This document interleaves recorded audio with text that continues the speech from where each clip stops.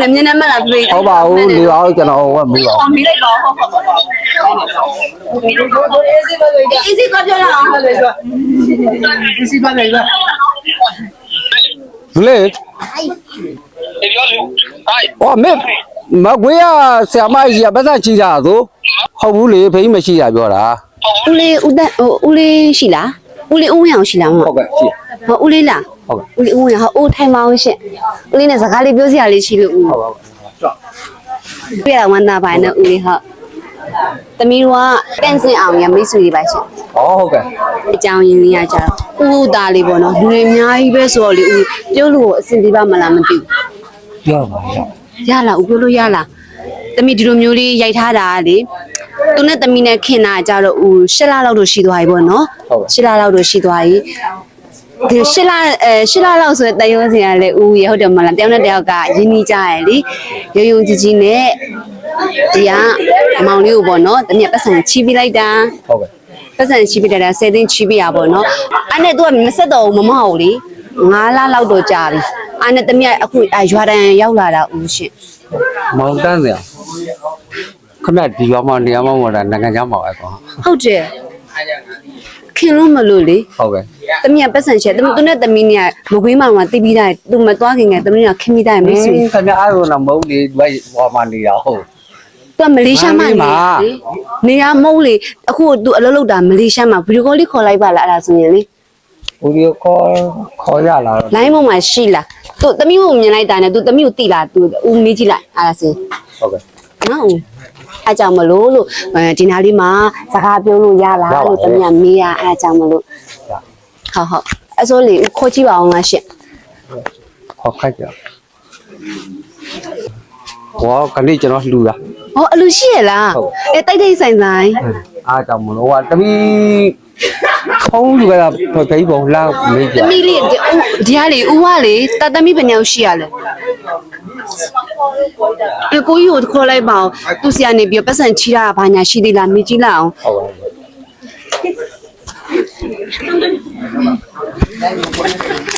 မရအဲ့ကြောင့်မမလည်း view ရိုက်ထား ဟောရိုက်ပါဆရာမ ဟောအဲ့ကြောင့်မလို့လေပတ်စံမပေးရလဲ9လလောက်ရှိအဲ့ကြောင့်မလို့တမီးရွာရောက်လာအဲ့ကြောင့် ဟုတ်ကဲ့ဆရာမဘယ်မှာနေတာ တမီးလားတမီးမဝေးမပဲနေရရှင့်အဲ့ဘောကနေခင်တာပေါ့ ဟုတ်ကဲ့ နေလေခေါ်လို့ရလားသူကလိုင်းသုံးလား ဟောလိုင်းတော့မလုံးလေကမဖွင့်ခိုင်းရတာကျွန်တော်ကဘာမှလုံးတတ်တဲ့ဟာမမော်တာတော့ဟာကြီး ဟုတ်အဲ့ဆိုလေချိထားတာတော့ပတ်စံကတော့10သိန်းပေါ့နော် ဟုတ်ကဲ့ ဟုတ်ပြီးတော့ပြီးလိုက်မှာပဲမလားဦး ဟောခုတော့မရှိဘူးလေကလေးလူတာတိတ်30ကျော်လောက်ကုန်နေ အဲ့ဒါ အော် အဲ့ဆိုတမရောက်ပေါ့ အော်ခင်ဗျာကျွန်တော်ကကူငွေခန္ဓာမဟုတ်ဘူးကလေးလူလိုက်တာဘာမှဖုန်းကြီးဆိုရွေးပြီးတော့ရွာတွေကလူတွေကျွေးခုဆရာမတွေရောဆရာမခေါ်ကြဟိုအိမ်မရှိသေးတဲ့တနေ့ဟိုနောက်ကျောင်းဆရာအိမ်ပဲဝင်သွားတယ် ဟုတ်အခေါ်ရလားမောင်လေးနဲ့အခေါ်နေရဟုတ်ခေါ်နေရဖုန်းခေါ်နေကမ်းမီကန်မောင်လေးမမတို့အိမ်တော့ရောက်လာပြီမမကဒီမဲ့ပတ်စံ10သိန်းယူထားတယ်ဆိုတဲ့အကြောင်းလေးပြောပြလိုက်ပါဦးဒီမဲ့ဖေဖေကြီးကိုဖေဖေကြီးအခုတော့မပေးနိုင်ဘူးလေမမကလည်းစောင့်လာလားစောင့်လာတာလည်းကြာပြီဆိုတော့လေနော်မောင်လေးမမအဲ့ဒါအိမ်ရောက်လာတာပြောလိုက်ပါဦးဖေဖေဟုတ်လားလို့ ဟိုလာထည့်နေယူ ဟိုလိုက်ထင်နေရရိုးဟုတ်တယ်ရပြီဖေဖေ ဗျာ ဗျာပေးလိုက်အောင်နဲ့မျက်နှာမှတ်လာဖေဖေ ဟုတ်ပါဘူးနေပါဦးကျွန်တော်ဟောမေးပါဦး မေးလိုက်ပါဟုတ်အေးစီတော့ပြောလာအောင် Isi pakai lah. ဘူးလေ ပြောလို့ဟိုက် ဟောမေမကွေးရဆရာမကြီးကပတ်သက်ကြည့်တာသို့ ဘယ်ကရှိတာကိုဟောကြပါပြီဒီအဲ့ဒါလွတ်ပြတာစင်တီလို့ပြီအပြေဟုတ်ပြီအကျိုးရောက်တော့ဒီစစ်ပြောလို့ရတာဘယ်တော့မှလွတ်လို့မရဘူးဒါ 10လေးလား ဆက်ပြီးလားဟုတ်တယ်တဲ့ဒီကို မေအားဆရာမတိလား ဘယ်အားရမှရှိတာတိတယ်ဒီပါတိတယ် အဲ့ဆိုသူတို့ပဲကျဲရချင်းပေးလိုက်ရမှာတော့ သူတို့ပဲရဲရဲကြည့်ရမှာတော့လက်ရှိပေးပါနဲ့ဗျာဖေးရှားတာပေးလိုက်တော့ ဟင်ဘလို့ရှားပေးလိုက်တော့ ဘလို့ရှားပေးလိုက်တော့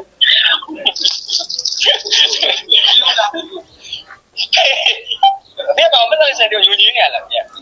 ဟုတ်ဘူးလေဖိမရှိတာပြောတာ ဟုတ်ဘူးလေမင်းမရှိတာပြောတာအေးပါသူဖိပြီးနေတဲ့ချိန်ရရှိပေးလိုက်ပေါ့ဒါတော့ကျမဖေကိုဝက်ပြီးမှပြန်ပြပေးမယ်လို့ ဟောမင်းလည်းတကယ်ဟုတ်လား တကယ်ဟုတ်လားဟောဒီတော့မယုံလား ဟောဟိုက်မဲဆရာမိုက်ပါတယ် ဟိုင်းလေဆရာမပါတယ်ဟုတ်တယ်ဆရာမကြီးဒီကရချီတာဒီ အာဘယ်လိုပြောလဲ ပြောတာ မင်းအဆရာမတိလားလို့ကြည့်လိုက်အောင်မလား သိတယ်လို့သိတယ် အာဖေးရဘယ်လိုလုပ်ပြရမှာအောင် အဖေဘယ်လိုလုပ်ရမှာလဲဒီစင်ဒီလိုလုပ်ပေးလိုက်လေဒါကလည်းကတွဲလို့မရလို့ဒီကဖိရှိကိုတည်းရတွဲပေးလို့မရလို့ ဆရာမဓာတ်ရိုက်လွှဲပေးလို့မရလို့တဲ့ ဘာလို့ဒီသားရဟုတ်လား အဲ့ဒါမဲ့ဆရာမဟုတ်လား အဲ့ဒါဆရာမဟုတ်တယ်လို့ ဟုတ်တယ်အဲ့ဆိုဖေးယုံနေနော်ဖေးယုံနေလား ဟုတ်တယ် တားလျက်စေသိန်းချီထားဘူးလုံးမဒီကိစ္စမရှိပတ်စံတတ်မပေးလိုက်လည်းဘာမှမဖြစ်ဘူးဒီမှာဖေးရတမျိုးလှမ်းမြခေပေးနဲ့လှမ်းလိုက်လေရွာခေပေးဖုန်းနဲ့ပတ်ကလေးနဲ့လေနော် လွှဲမရလို့ လွှဲမရလို့အဲ့ဆိုရင်တယောက် sorry ဟိုမကွေးလာခါကြမှာလေပတ်စံထုတ်ပေးလိုက်လေရရလေ ဟုတ်ပါ နော်ဖေး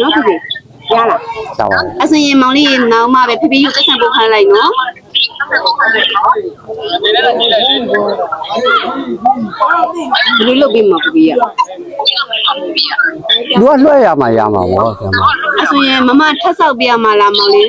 မဆက်တာလဲ9လလောက်ရှိပြီဆိုတော့လေ ဒီမှာအဲ့ဖေးနဲ့ကြည့်လိုက်ပါဖေးနဲ့ကြည့်ပြီးတော့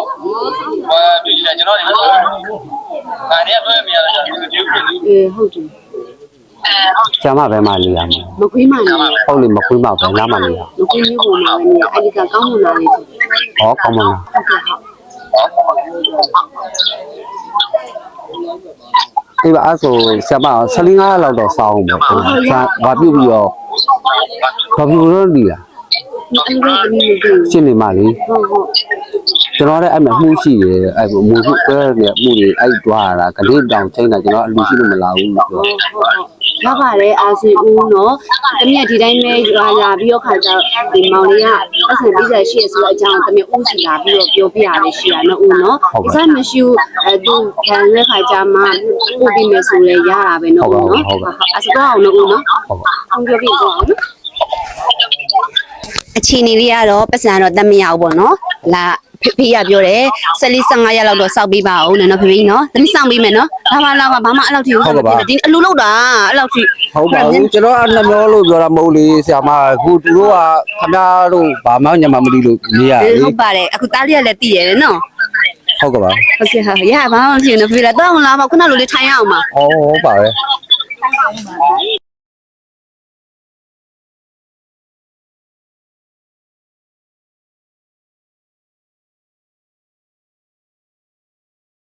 ဟုတ်ကဲ့ ဒီနေ့အလူလောက်တာပေါ့ဦးဒီနေ့ဘာနေလေးလဲဦး ဟောခလေးဘာနေမှတော့မလို့ကျွန်တော်ကတော့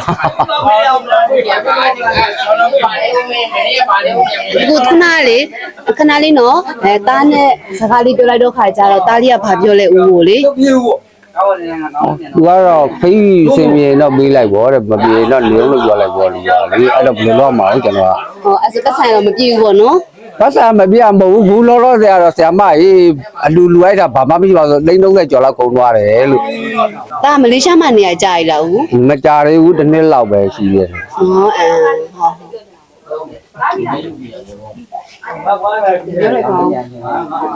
ဖြစ်သိပြလိုက်ပါဦးဖေးရဲ့သမီးလေးရှိသေးလားဒီမှာ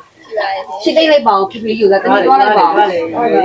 ဒီနဲ့ဖေးသားရှိတာဖေးမယ်လို့ပြောလိုက်အော်နောက်တစ်ယောက်ရှိလားမြန် နေကွာကျွေးတင်နေရလားမသိဘူးဒီမဲ့ဆရာမတွေကဖိကြီးကိုတိမ့်ဆက်တိမ့်ချိတာလို့လာတောင်းတာတဲ့မောင်တာချိတာတဲ့ ဆရာတော့ အော်မဒီဆရာမရှိလို့တဲ့မောင်တာချိရလို့ပြောတာပဲ ဆရာမတော့ ဟော ဒီအမကြီးပြောတယ်ရမကြည့်ရစဖို့မရှိစ โอเคရိုက်ပါ အားဆရာမရပြောတာ အဲ့ဆရာမတွေက surprise ဘေဘေဒါလေးကမှာဖေးအာဒါလေးကမှာဘာမကအောင်ဘာမဆိုင်ဘူး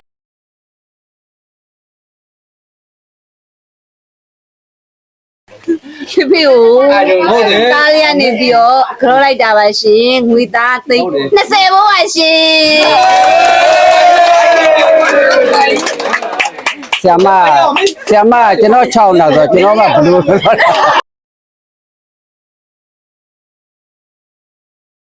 လိမ္မာလေးပါနော်ဖေဖေနော် ဟုတ်ကဲ့ပါဆရာမအဲ့လိုပြုံးနေပြောတော့ကျွန်တော်လည်းကြောက်တာဗောဗျာ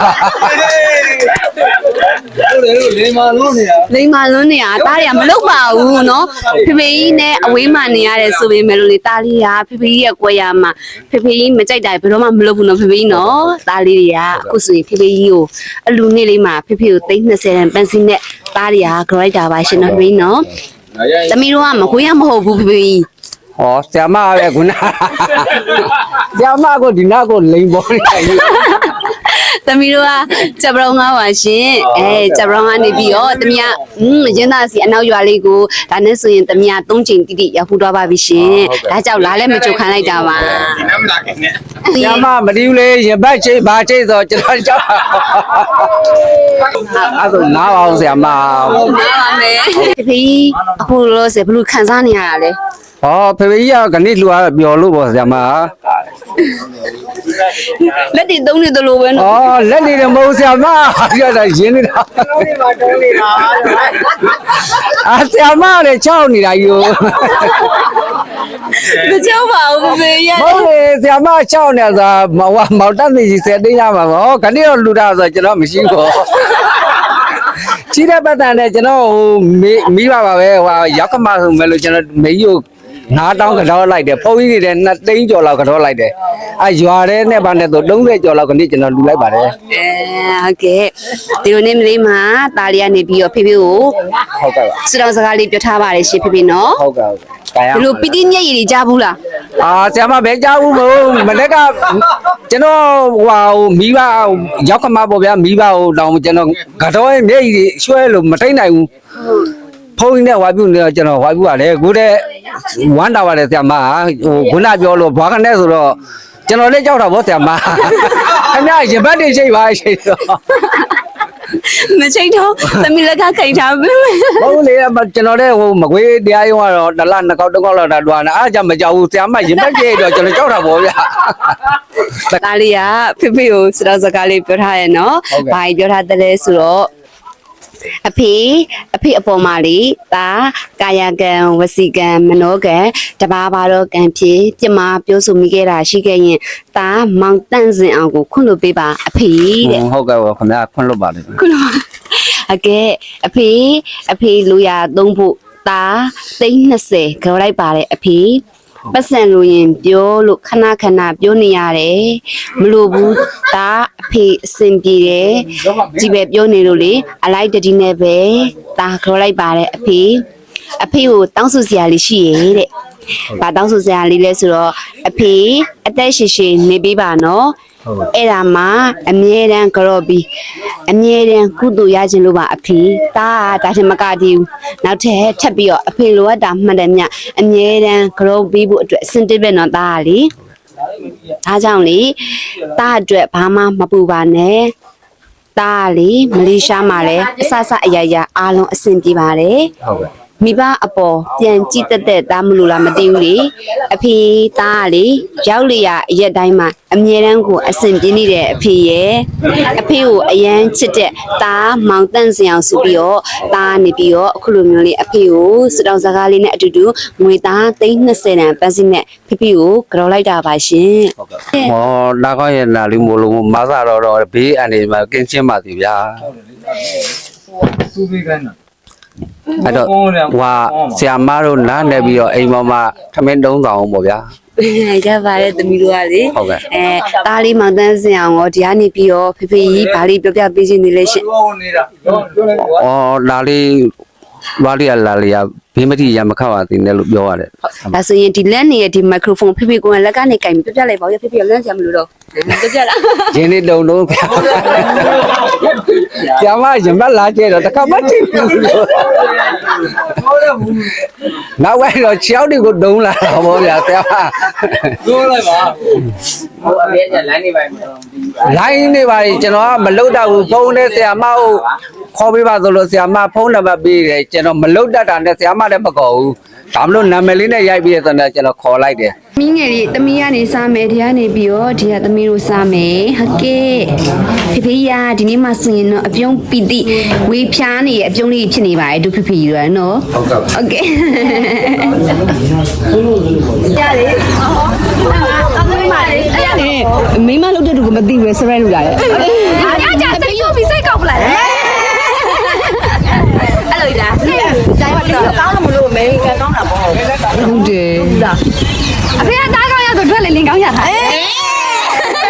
အားကြောနေရဝိုင်တာ